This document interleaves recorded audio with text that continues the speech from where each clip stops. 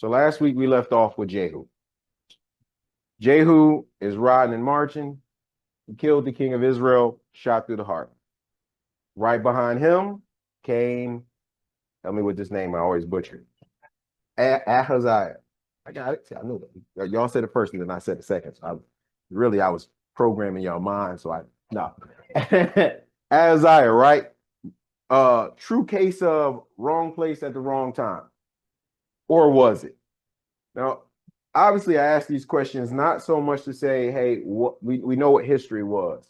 But when you look at what follows his actions, it led to death. But wasn't this always the path that Ahaziah was already on? Meaning, when you look at Ahaziah and who he lined himself up with, it was Ahab. A kingdom was falling. Israel had went away from God. Their idolatry had finally reached to the point of chastising, where it was time for the beatdown. Things were coming. Now, I know most people will be like, hey, in the scriptures, this is where it is. If you go here and then the beatdown comes. No. I would never try to turn this and weaponize it against people to say, you got to do right. Don't go here with your cut. No. This was something that was clear and evident in the kingdom. It wasn't as if he lived around the way and occasionally this guy got in trouble. Everything that the king of Israel or kings up to this point had been pretty problematic. False gods, new religions, all different types of things are springing up in Israel. Now, here's a little history. In this time, things were developing. As Israel brought in new cultures and new cultures, they were adapting the things around them, meaning if they had the temple and if it got more people to come into their temple, they would add it to it. So now you can see how this idolatry was running rampant because it was more of an adoption of everyone else's culture around them as opposed to just coming in. Even as something as simple as the Star of David that we see today was an adaptation of another religion that they brought into it.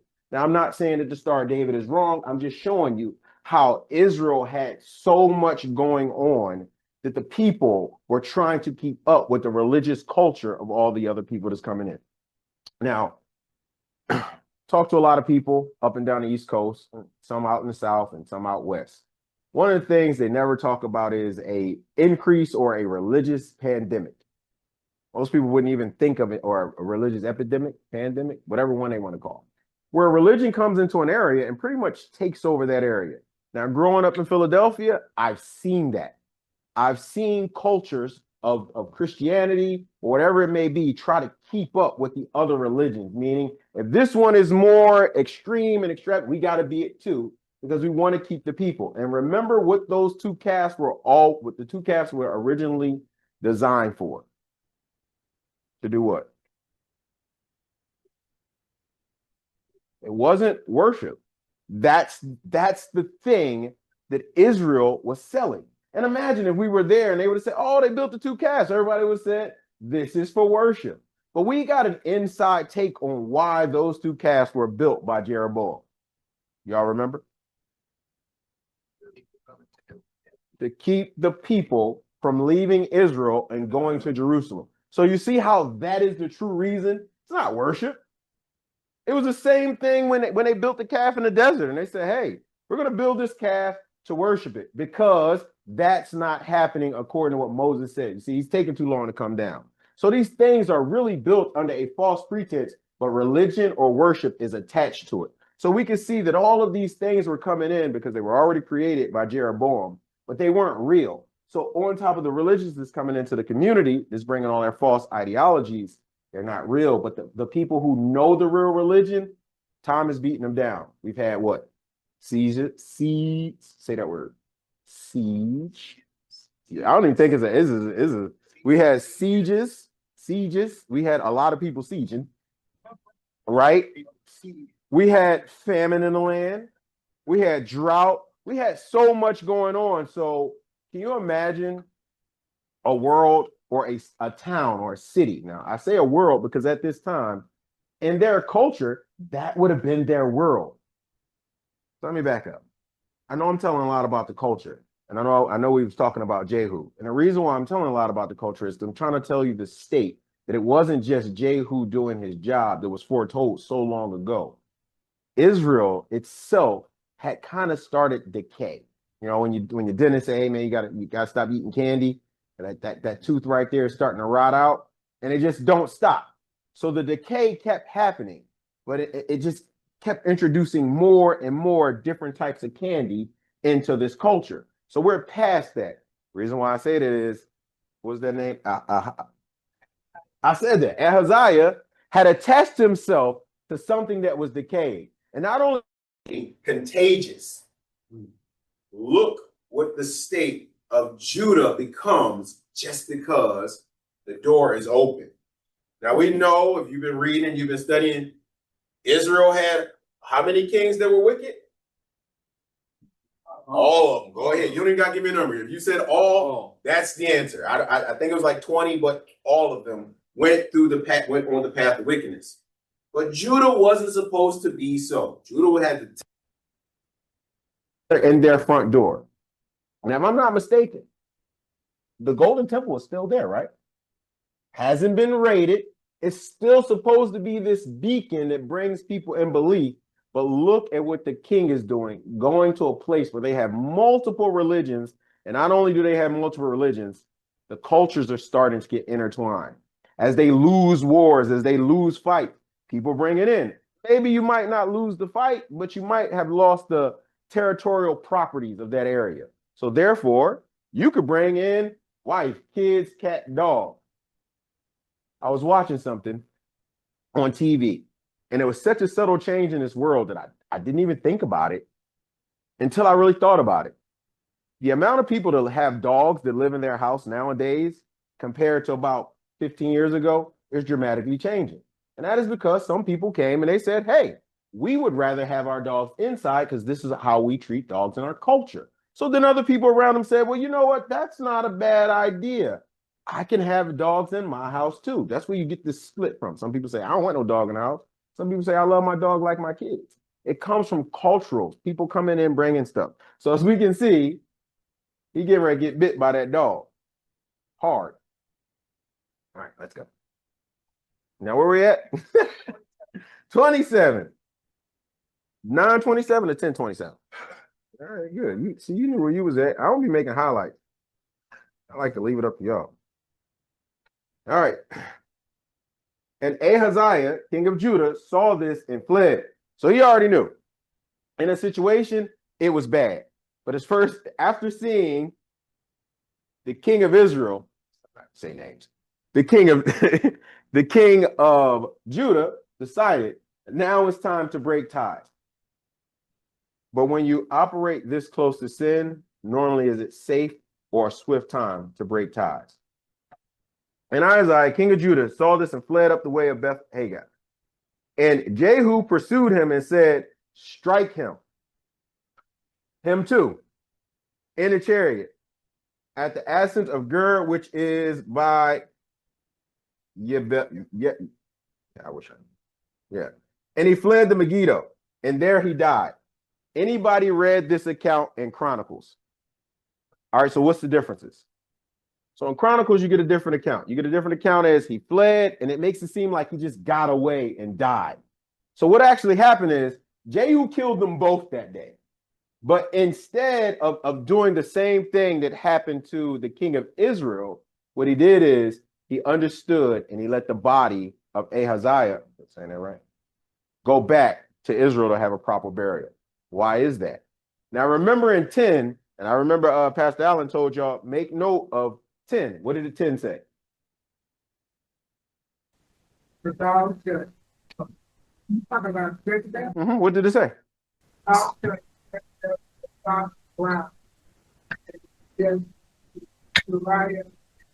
There to be very a people with the floor and street. Now, the main part to focus on is the burial here. If you notice, the kings of Israel, normally they don't get good burials. I think the only one that we heard somewhat getting a good burial was Ahab's son that died. Israel loved him. They went out and they proceeded and they did it. But most of the kings of Israel, when they die, lapped up with dogs, thrown in a pit. It doesn't matter because this is the end for the lawless. Because they're in fits where they with how they live. But Ahaziah was in the wrong place at the wrong time, but yet he still was wicked because he did what? He followed in the ways of Ahab, meaning he married into the family, which means he let this corruption, without it being said in the text, this corruption now creeped into where? Judah. I point this out just to say, you could look at where the fractures happen, but if you're thinking like, oh, he's wicked, he should have died, you won't see, however long he reigned, how much would have came along with that. Meaning, if Israel was already being infected by idolatry, false worship, other temples being popped up, this same infection can easily get into Judah, and we see its kind of pathway. Before, it didn't have a pathway. Everything flowed out of Judah. If it was something that needed to be taken care of on a religious side of the house, the prophets came out and they went and did what they needed to do, or they were close enough to the border to where Israel never really had input. But now look at it. The king that sat on the throne prior to this death had connections so much that he fought a previous war with the Edomites, with the king of Israel. And then he also said, well, let me go visit him because he's not feeling well, which means this is some sort, it's not just, hey, a royalty thing. You really see that he was in bed, family. He was family. Now, I say that to say this. Overarching in the big story of the scripture, it points out one thing about us as believers, that we are what? There it is. I didn't want you to trail off and try thinking nothing grand. We're family. Through Christ, we've been brought in through adoption. He has made us sons and daughters. So if this is the thing, just by being close to somebody, and it can transform you into something else like sons and daughters, look at the opposite. The scriptures, the Old Testament is here so we can see what it looks like, so we can understand where we stand versus how it is. It had nothing to do with the whole his lifestyle being wicked. We don't know. It really doesn't tell us much about it, right? It tells us that he followed in the path, but it's more of who he was connected to, his allegiance. Now, if I had to say it in plain text, his allegiance was to sin. So much so that he had to go visit sin when it was sick. Now, mind you, it didn't end well for him. And we know in Chronicles, it tells you that not only did Jehu, who was the rod, killed him after chasing him, but then allowed him to go back. So he died in his chariot. Brought that. Then his servants conveyed to him the chariot to Jerusalem. They put him and they buried him in the burial city with his father. Remember, burial is important. Jehu just said that in 10 about burial. But look at how this whole story develops when we're dealing with Jezebel. Ooh. In the 11th year of Joram, son of Ahab, Ahaziah began to reign over Judah. And Jehu came to Israel, and Jezebel heard of it. So this story is kind of, when you read Chronicles, and again, remember I was saying, I'm trying to help you read it and understand it. Sometimes it kind of flips a date in there, or it'll put a time frame in there. So it can kind of lock you into the whole story. It's not saying that this stuff didn't happen or it happened over here and you might not. It's just telling you a time frame of rulership and how things were changing hands so swiftly, because a kingdom in turmoil can't keep a king on the seat because they're not right ruling. If you think about what keeps the kingdom sustained, righteous judgment. Well, first of all, allegiance to God. Let's not even shortchange where they first went wrong, because we'll see later on that Judah, it wasn't right, but their allegiance always stayed with God, because the promise to David guarantees that even in a wicked line, someone will come out to prove the faith strong. You get what I'm saying here? When we look at this whole thing, if you look at Judah, it has what I've learned and watching years and years and years and years of anime. All right? Cartoons will say it all, and they've been telling you. There's a certain thing called plot armor. All right? Anybody ever heard the term plot armor? It means where no matter what happens to a certain character, eventually this character can't be erased because it's just not it's not written for that character to be erased. So let's say we'll say this promise came to David via scriptures. This is true. Scriptures are 100% true in what they say. But I could even point out that that promise was also there before David. It just didn't identify it. He will bruise his. There you go. So for that heel to be bruised, it had to go into a body. You get what I'm saying? These things had to happen. So the plot armor has always been there. It's just now we're identifying how the plot armor, but the plot armor doesn't protect everybody in the line, because if it's 10 of y'all, the plot is protected in that 10. Now, didn't he have a lot of brothers and sisters? Anybody read where he said he had a lot of brothers and sisters? And all right, so you see how the plot armor is protected. However, if you step out of it, God is not saying, well, because Ahaziah did something wrong, I gotta shift my judgment from him and not do what I said. No, you went over there, he was wicked. You act up. When you act up, you get your beaten at. Just so happened his was to death. But now we're going into where Jehu is kind of marching through. The word is out. Remember, Jehu was riding. Get behind me. What do you know about peace? So this is where we had a conversation last week, me and my wife, and I couldn't really bring it out because we didn't get to it enough time. But this week we got time. So let's talk about Jezebel. What have we heard? Don't tell me what you heard here. Let's go to rumor mill that we heard coming up in church. Who is Jezebel? A whore. What else? We got bad person. But what made her bad? What made her bad? She was side and was came over there, intermarried with, she intermarried. They had, she brought that with. Royal connection. So her allegiance made her bad, who she was connected to? Some kings intermingled that way for their own purposes. So, just like in other cultures, like that this king's son married my daughter for political purposes. Right. And part of that deterred her. That's part of the case in her case. Oh, really good. But she brought her religion into the land. So all the things we've heard over the years about Jezebel, they have a core root. They have something. When we say what makes Jezebel bad, these are all of her actions. This is her outward actions of who she is on the inside. Now, Jehu has just killed her son. Arrow through the heart. Jehu has just killed her son-in-law. Arrow through the heart. Kick back to Jerusalem, go get buried. Jehu was out here issuing justice. If you seen Jehu coming, what would you do?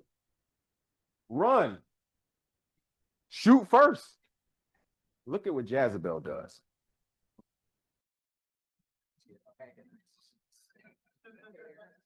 And Jehu came to Israel, and Jezebel heard of it.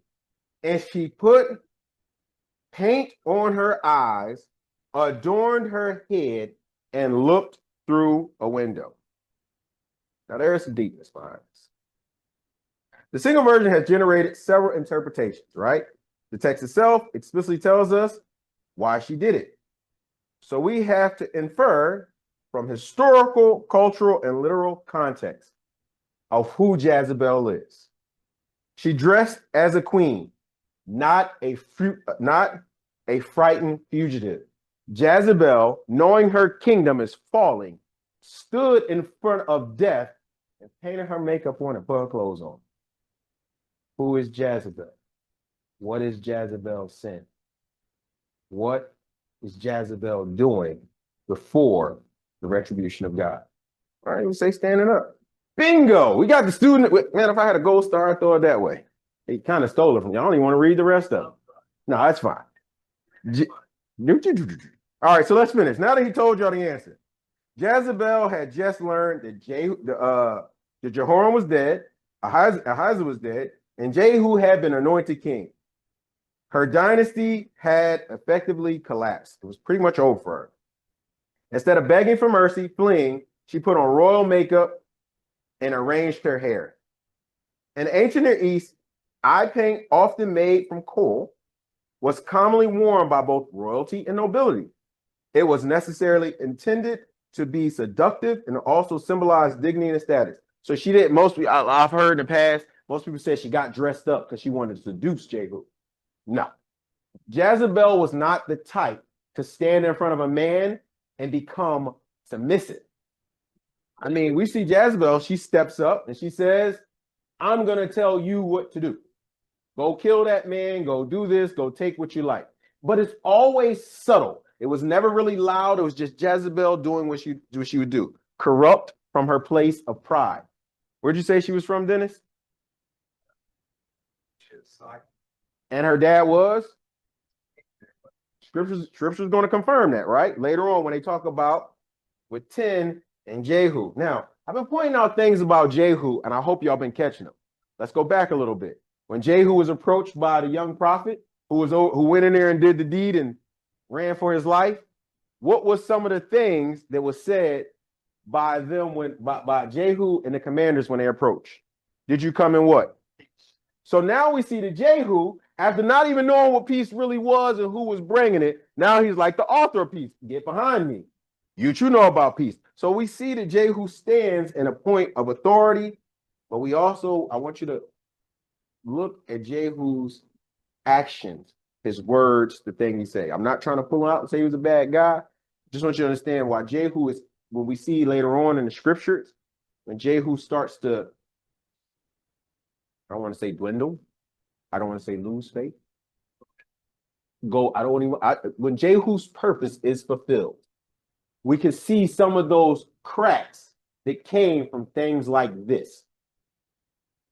All right, so let's get back to Jezebel. By appearing fully adorned, she was saying, in effect, I'm still the queen. And I meet death as royalty. I think she's, again, pride. She may have attempted a political manipulation. When Jehu approached, she called out, is it peace? Zimri, murderer of your master. Do y'all remember that callback, Zimri? They did to him. All right, we ain't got to bring it back up. Cool. Y'all be reading. By calling him Zimri, she reminded everyone of another military commander who assassinated his king, but ruled only 7 days before dying. So not only was she saying, you're coming here and trying to pull a coup, she told him, won't last. You're like Zimri. Your kingdom is basically going to go away in 7 days. You can come try me, but you see, I'm Jezebel. I have my men behind me because that was evident, right?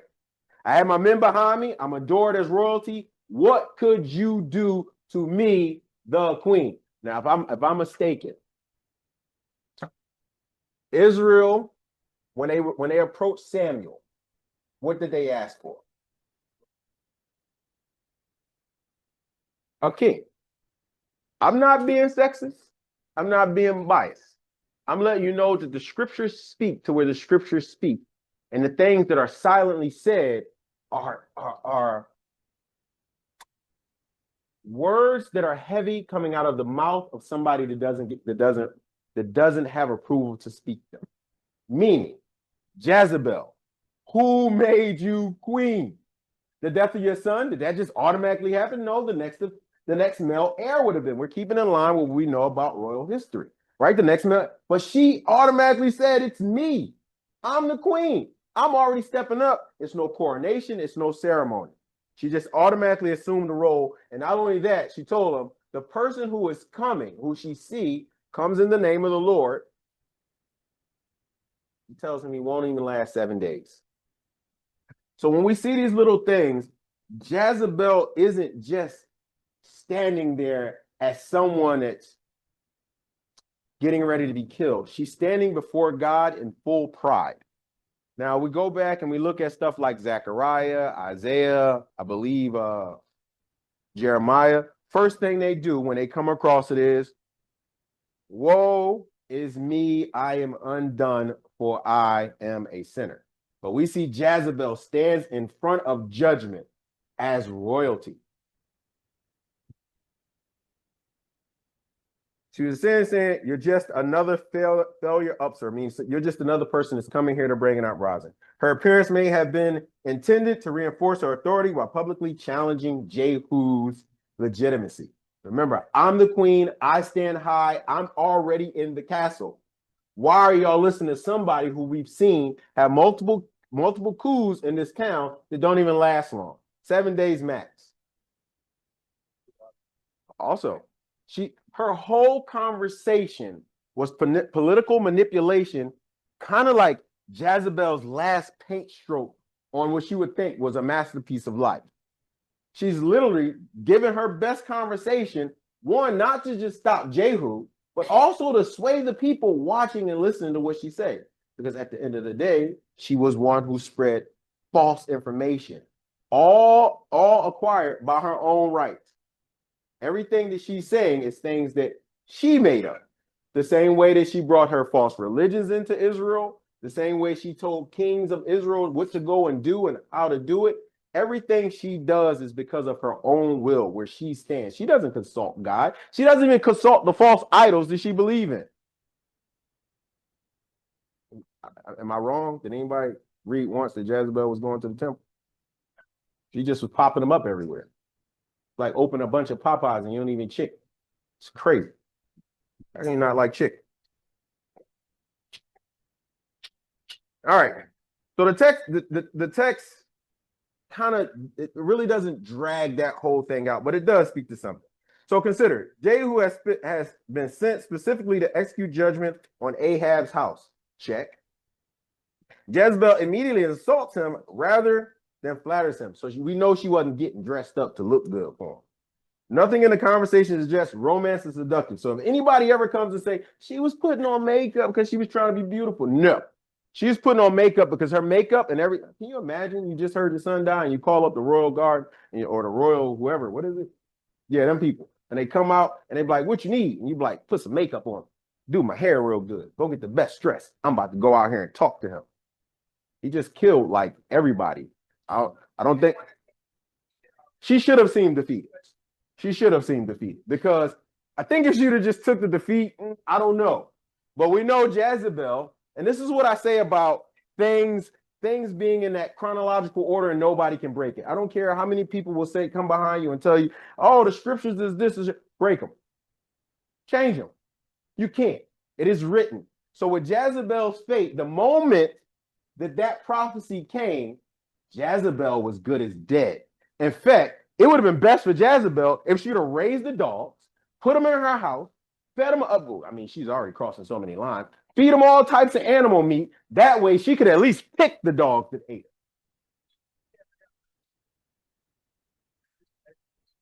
Again, the person with spirit would have saw Jezebel's state and said, Jezebel, this is going to happen. Would you like me to bring the puppy so you can raise them? So whenever it get big enough, it's going to eat you. No, not that one. A dog, a litter of puppies was born. And that litter of puppies was picked. And that litter of puppies had dogs in it. And that dog, and that dog, and that dog, and all of them grew up. And eventually, they were just like Jehu. Kind of get what I'm saying?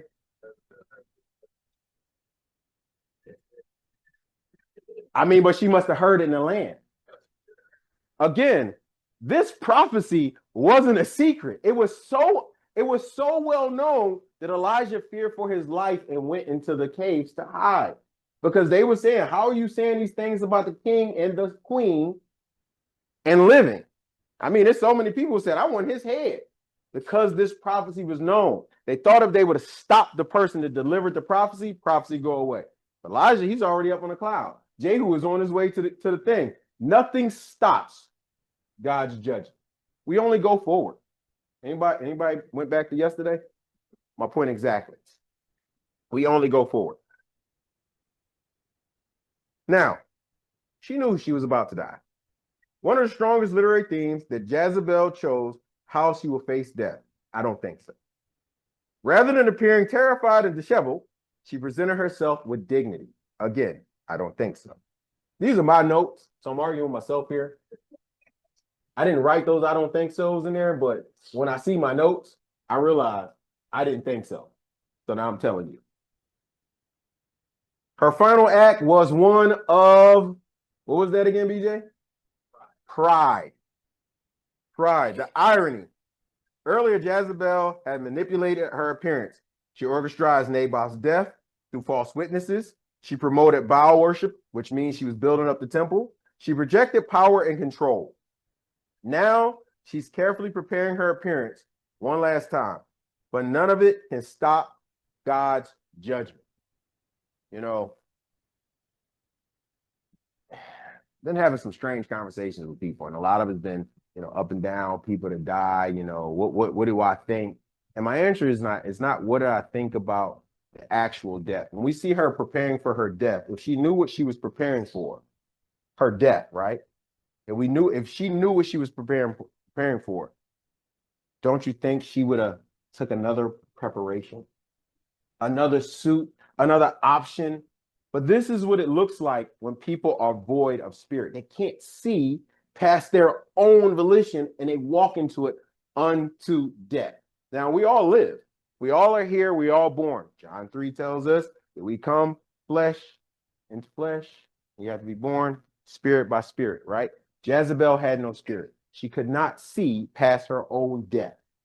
So she adorned herself. She said to herself, if I am to die, I am going to die with the pride that I carried my whole life in the face of God. There was no redemption in her because there was no spirit in her to call out past what she had already seen. So Jezebel was an empty vessel. Now here's some theological observation. Through scripture, outward adornment often contrasts its inward condition. 1 Samuel, God looks where? At 1 Samuel 16:17, God looks at the heart. Isaiah 3:16 through 24, y'all don't have to write them down, I'll give them to you after you need them. Judgment comes upon pride expressively through outward display. 1 Peter 3:3 through 4, true beauty is the hidden part of the person's heart. Jezebel's final experience illustrates this contrast. She could arrange her hair and her eyes, but she could not reverse the judgment already pronounced. So Jezebel getting all dressed up, getting all fancy and everything was just to say, maybe if I look better on the outside, judgment will pass by me. If I look like the queen, judgment will pass by me. If I stand and call him these things, people around will say judgment was not passing by Jezebel at all. Whew, this is a lot. I was busy.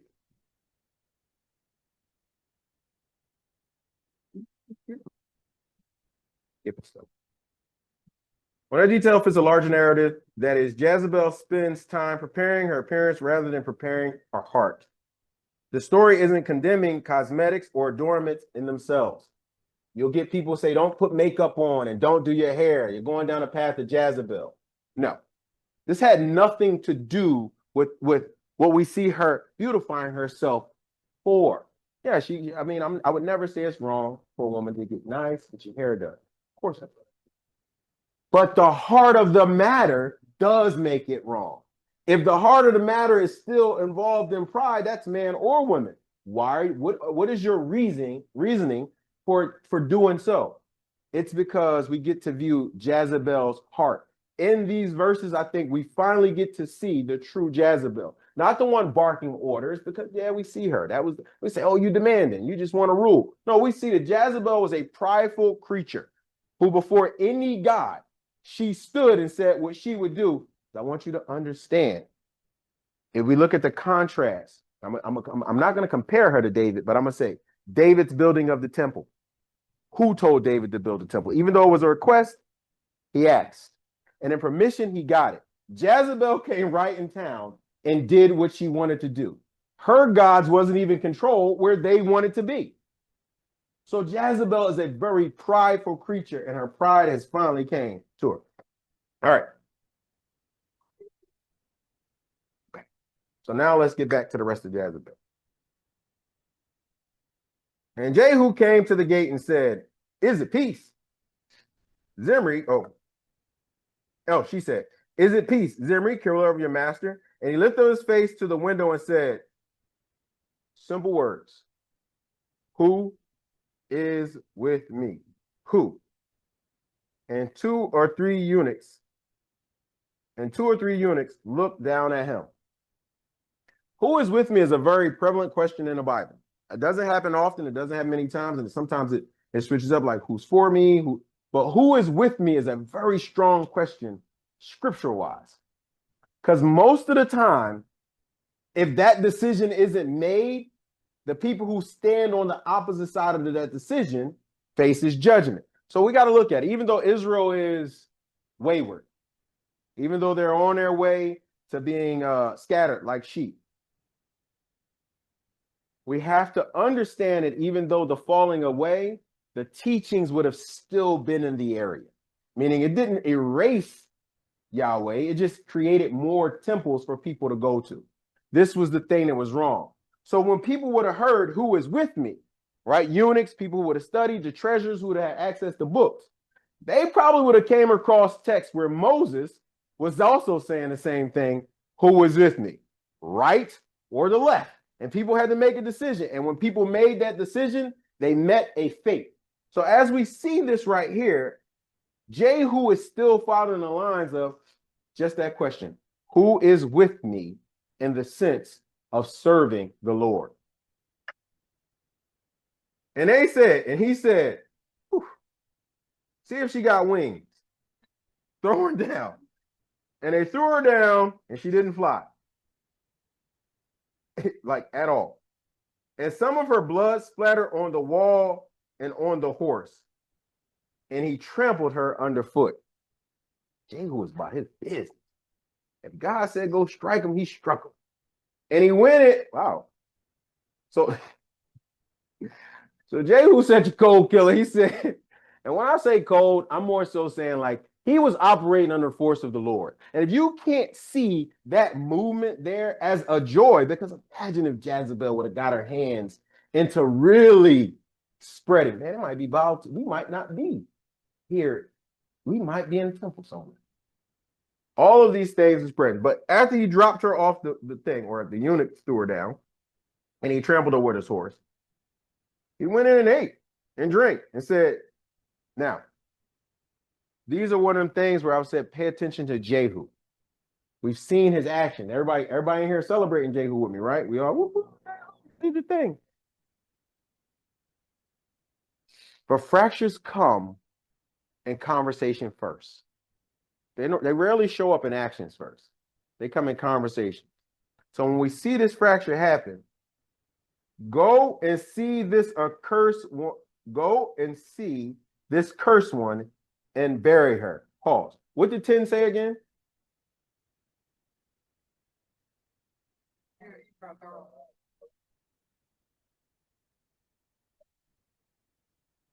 So why would Jehu say that? He did know. The prophecy was told to him. These are the things that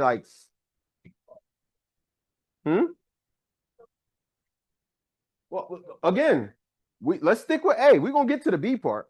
Thanks, you, Dennis, for bringing that history into it. We're going to get to the B part.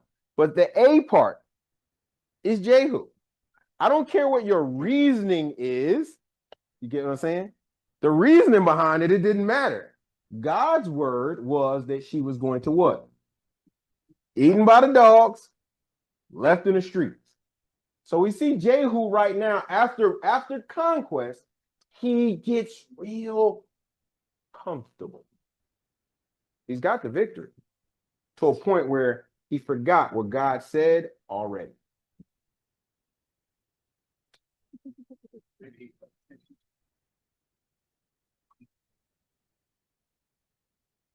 Again, I agree, because as Amari pointed out, the very next line, it says, let's see.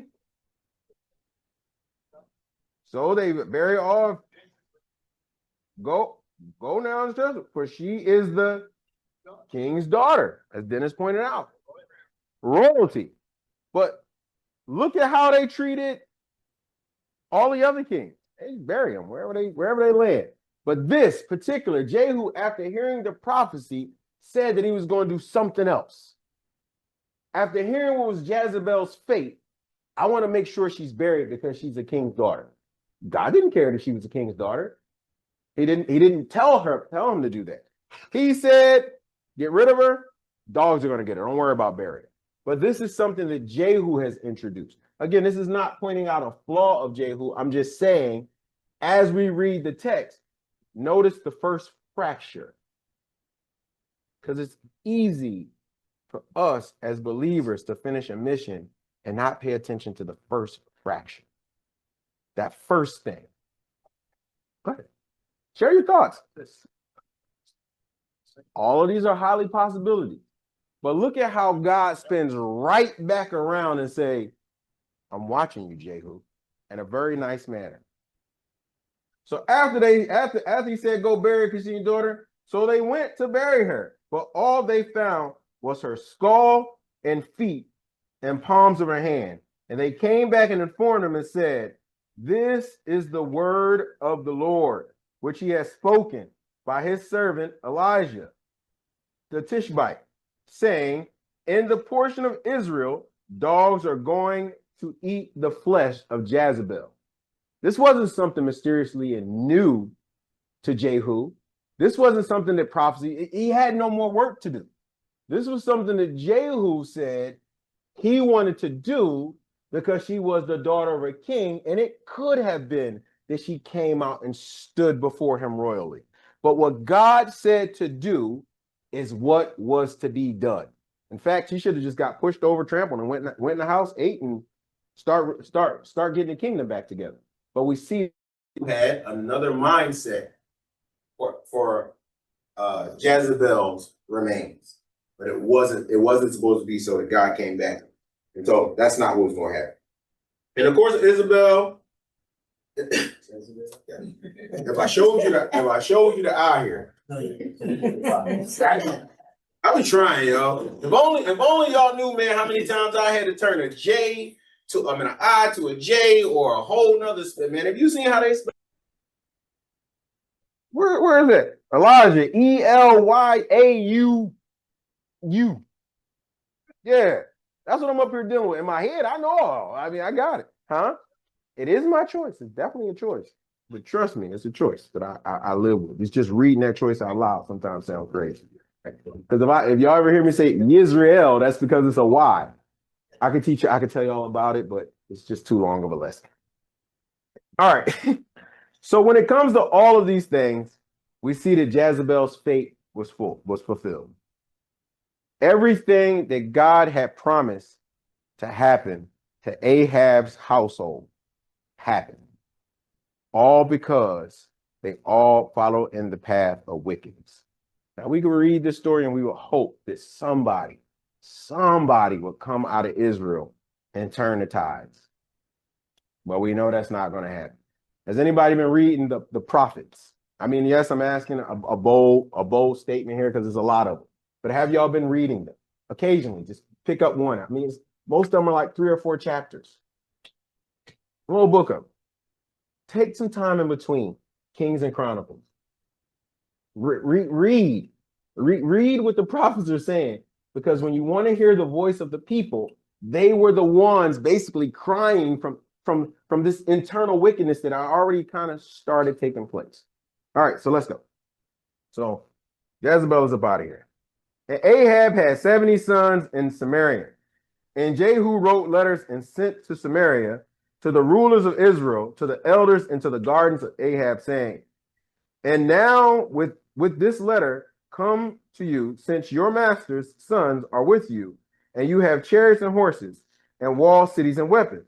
Choose the best and most upright of your master's sons, and set him on his father's throne, and fight for your master's house. So Jehu is now in, and he's saying, hey, you got Ahab still got his 70 sons in there. Time to get him out of there. Because remember, Ahab's whole lineage had to go. Not just, that's it. Remember what the prophecy said, far and near. So they got to go. Clean house. I often think about it, like one of my favorite movies is Iron Man. And like the last Iron Man, I think it's like Iron Man 3. I watch movies all the time. They are my favorites. That's what make them favorite.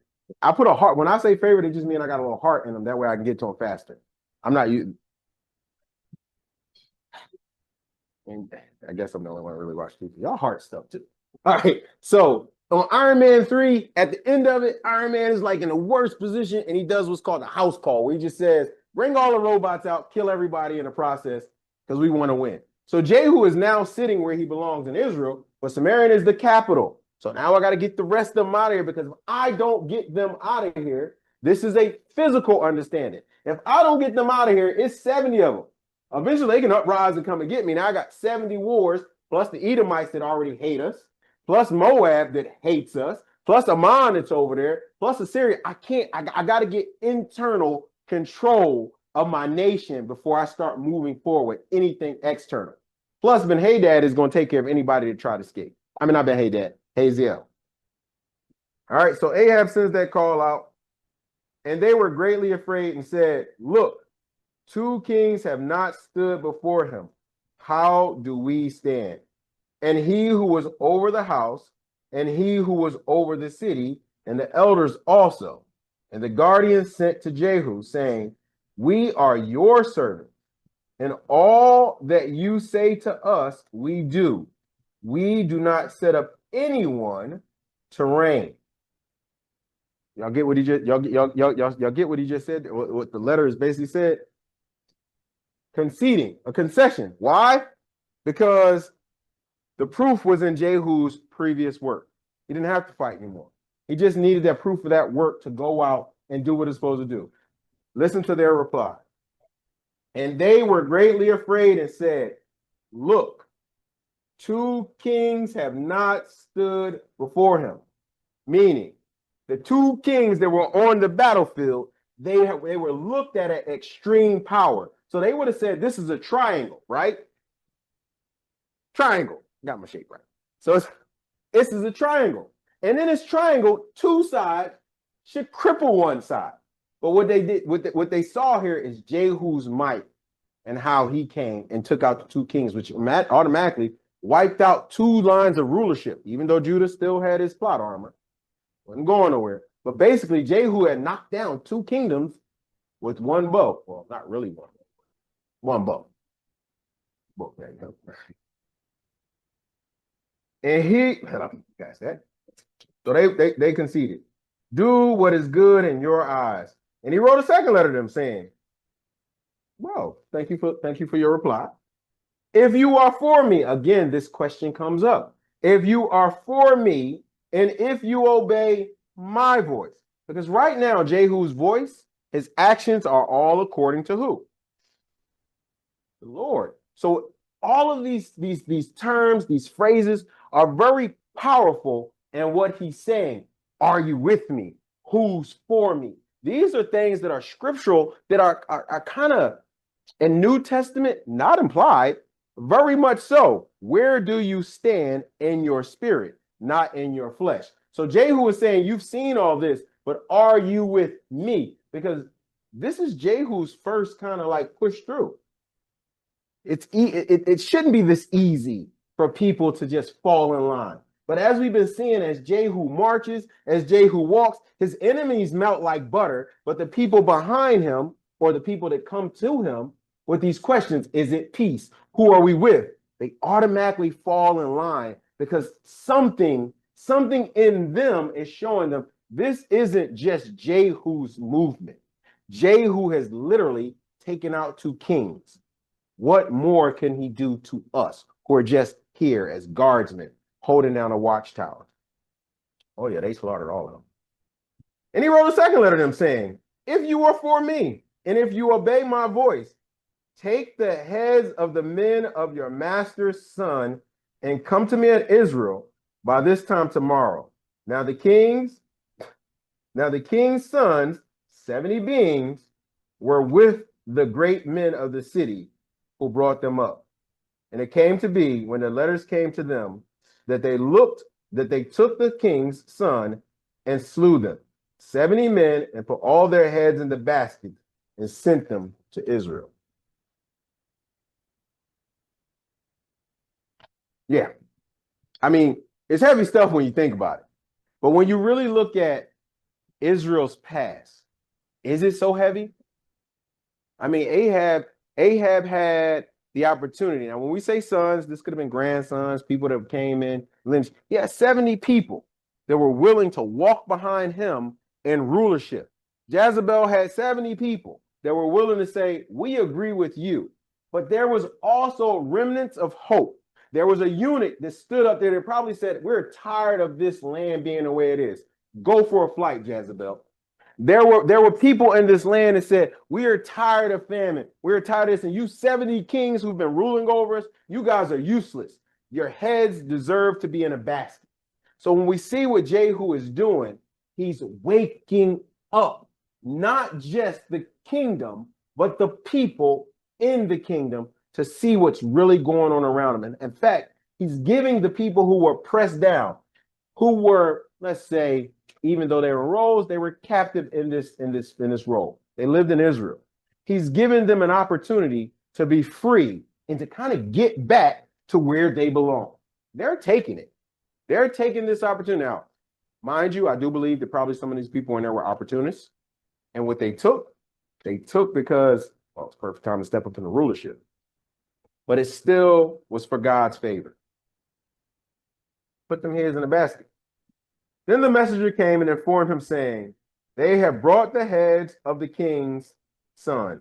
And he said, make them 2 heaps at the entrance of the gate until morning. I'm going to put a pause right there, because Jehu is putting heads on stakes at the front gate. Told y'all I like Jehu, because Jehu, what he did was he understood. As they say, you hear how people say, man, understand your assignment. Jehu clearly understood his assignment. He understood it so much that everything that he did was to break and destroy all of the false idolatry and those that had brought it in. And I'll tell you this, Jehu is not done. Keep reading Kings and Chronicles. Any question? That was pretty simple tonight. Thank you.